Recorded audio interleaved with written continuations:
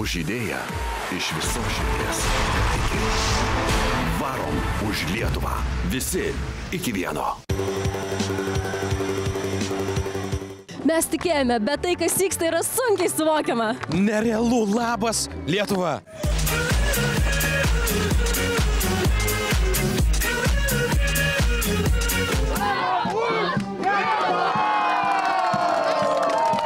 Tai pirmiausia, dvasia turi būti, nes šita akcija tai yra tikrai dvasios akcija. Stiprybės simbolis suteikia mūsų sportininkams ir galiams, visai Lietuvai jėgų dar kartą įrodyti Europai mūsų tikrąją vertę.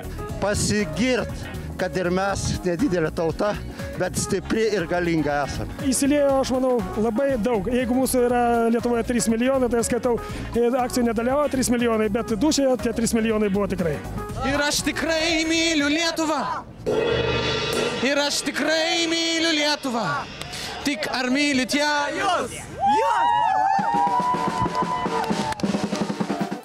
Ukmergėje tautos kamuolį įžaidžia džiaugsminga minia žmonių. Prieš pat finalą miestai turi ką įkrauti į tautos kamuolį. Tai yra fantastiška, neįtikėtina, kiek žmonių ir aš tikrai matau, kad mes jau turim 3 milijonų rinktinę. Mes esam 3 milijonų rinktinė. Lietuva yra mūsų ir mes turim būti kaip vienas kumštis. Visi.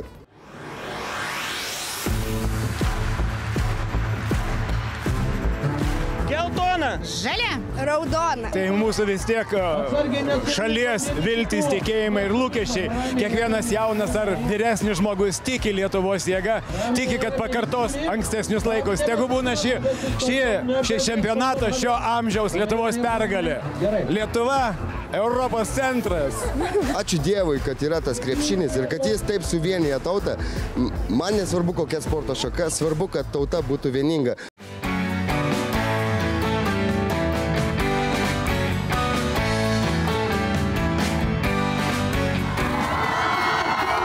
Šiandien į tautos darinį įsijungia Ukmergė ir jau niekam nekyla abejonių, kokia tvirta, vieninga ir galinga yra Lietuva.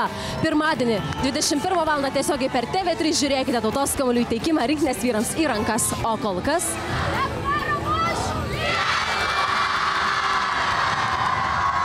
Už idėją iš visos širdies. Iki.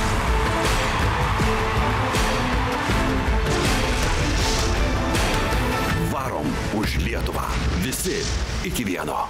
Žygį garsina TV3 ir Viasat. Žygio partneriai – naujienų portalas Delfi, 20-metis Radio centras. Nereikia lietuviams muštis tarpusavį, o reikia kaip broliam ir sesėm kartu mušti kitus.